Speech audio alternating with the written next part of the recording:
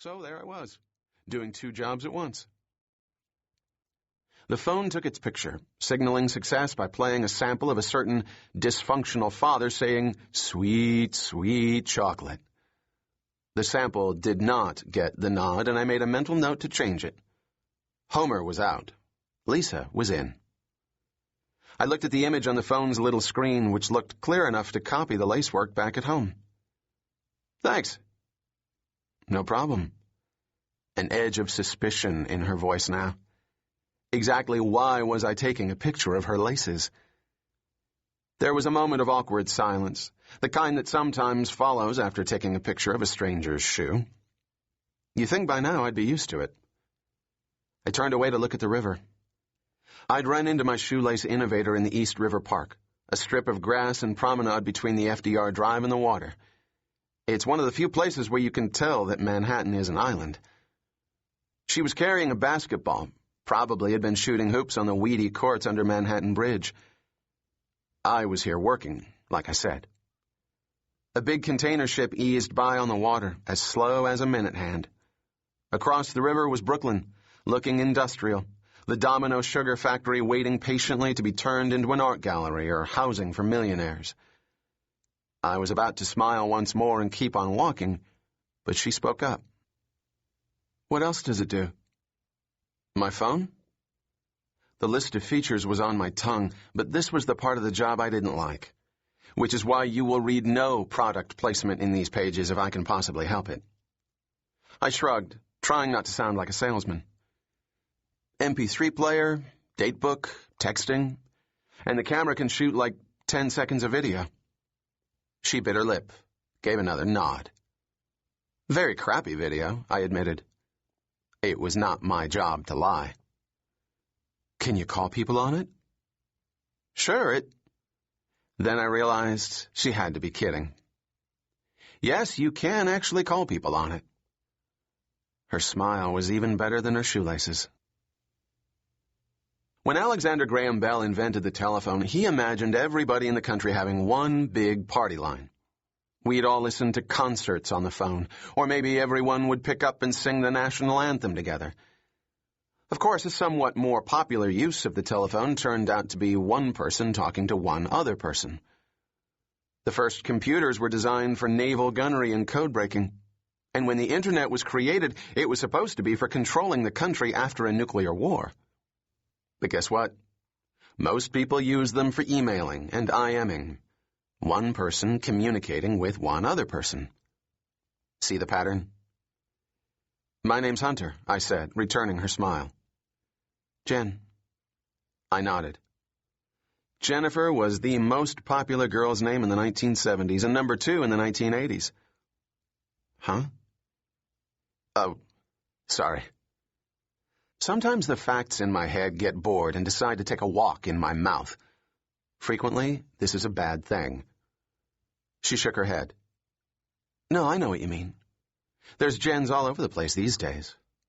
I was thinking of changing it." Jennifer did drop to 14th place in the 1990s, possibly from overexposure.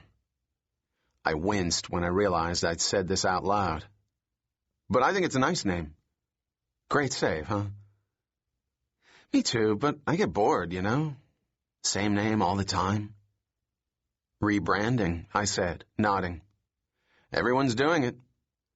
She laughed, and I found that we'd started walking together. On a Thursday, the park was pretty empty. Mostly joggers, dog walkers, and a couple of old guys trying to catch something in the river.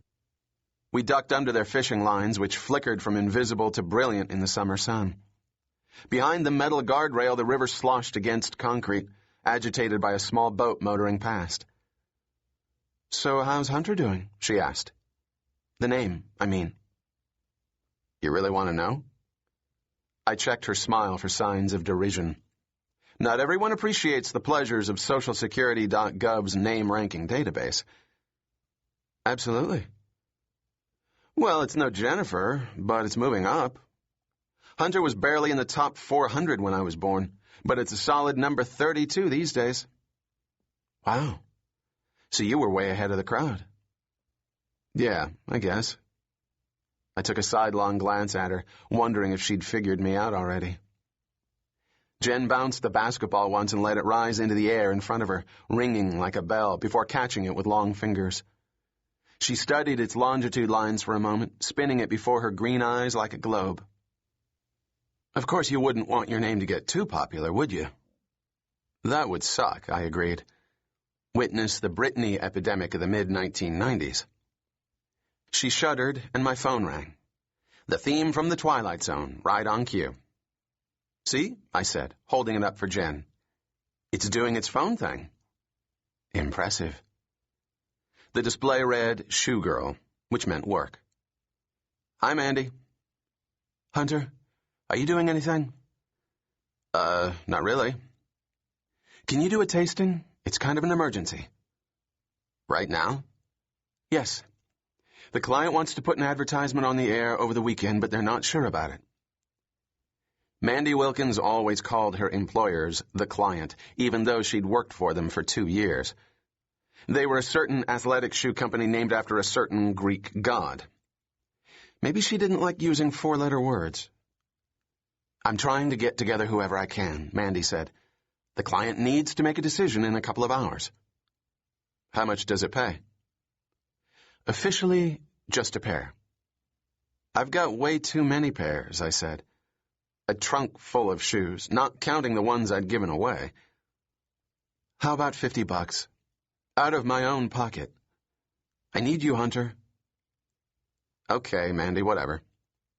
I looked at Jen, who was scrolling absently through numbers, politely not listening, maybe a little saddened by how old and decrepit her own phone was.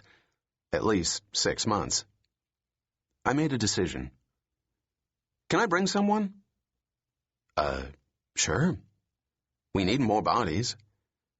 But are they,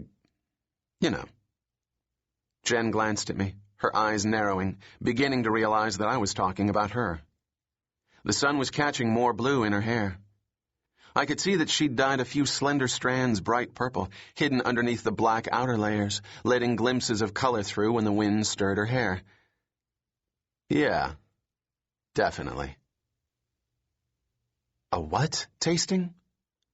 A cool tasting, I repeated. But that's just what Mandy and I call them. Officially, it's a focus group. Focusing on what? I told her the name of the client, which did not get the nod. I know, I said. But you get a free pair and $50. Once the words had left my mouth, I wondered if Mandy would cough up money for Jen as well as me. Well, if she didn't, Jen could always have my 50. It was random money anyway. But I wondered why I had invited her. Usually people in my profession don't like competition. It's one of those jobs, like politician, where there's already too many and everyone who's never tried it thinks they could do it better.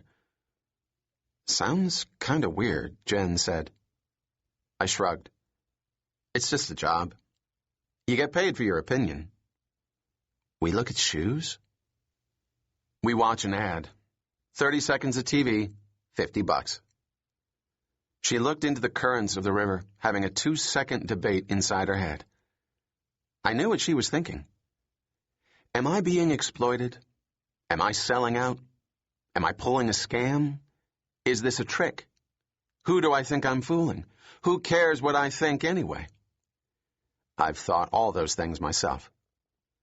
She shrugged. Hey, $50. I let my breath out, just then realizing I'd been holding it. My thoughts exactly. Chapter 2. I recognized half the faces at the tasting. Antoine and Trey, who worked at Dr. J's in the Bronx. Hiro Wakata, a board under his arm and headphones around his neck big enough to wear while parking an airplane with orange flashlights. The Silicon Alley crew, led by Lexa Legault behind chunky black eyeglass frames and clutching an MP3 player, made by a certain computer company whose name is a fruit often used in making pies. Hillary Winston-Smith, having slummed her way over from Fifth Avenue, and Tina Catalina, whose pink T-shirt bore a slogan in English clearly composed by someone who spoke only Japanese. All of them looked very central casting.